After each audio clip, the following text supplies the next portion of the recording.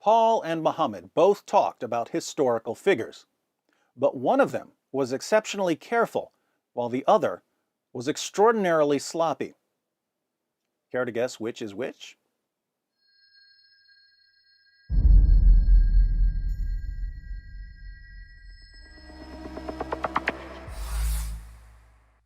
In Surah 18, Allah tells us that Dhul Qarnayn, usually identified as Alexander the Great, traveled so far west, he found the place where the sun sets. Not only can I guarantee that Alexander the Great never found the place where the sun sets, we know that this was a popular story during Muhammad's lifetime. The story was even circulating in a Syriac work titled The Glorious Deeds of Alexander towards the end of Muhammad's life. Earlier in Surah 18, we read about the Companions of the Cave, a group of people who supposedly went to sleep in a cave and woke up 300 years later. This myth goes back to Bishop Stephen of Ephesus around the middle of the 5th century. It seems that Muhammad simply took the stories that were popular during his lifetime, gave them an Islamic twist, and included them in the Quran. What's interesting is that even the pagans of Mecca were better at recognizing fiction than Muhammad was.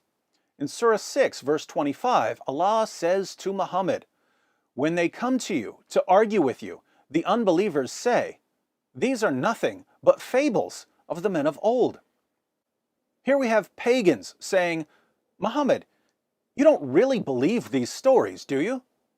So we know that Muhammad was extremely sloppy and gullible when it came to stories about historical figures, which means that there's no way we can accept him as a reliable source of information about Jesus.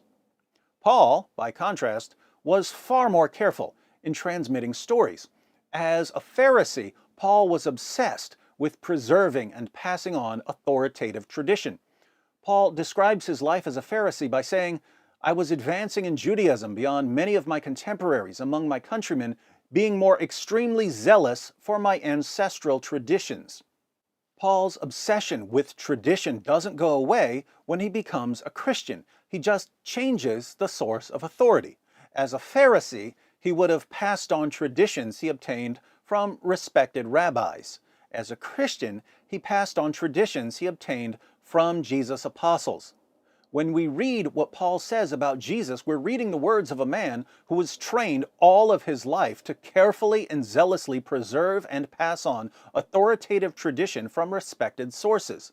He's the polar opposite of Muhammad, one of whose contemporaries said of him in Ibn Ishaq, page 243, "Muhammad is all ears. If anyone tells him anything, he believes it." A guy who has a reputation for believing anything anyone tells him is not the sort of guy you want telling you what to believe about the most important man in history.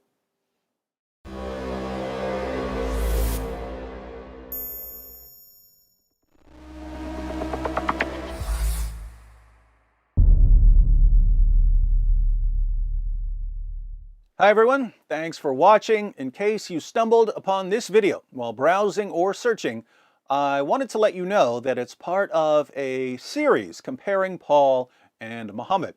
So if you'd like to see the full series, be sure to click on the playlist. If you're already in the playlist, you're about to see how history supports Paul's view of Jesus, not Muhammad's view of Jesus.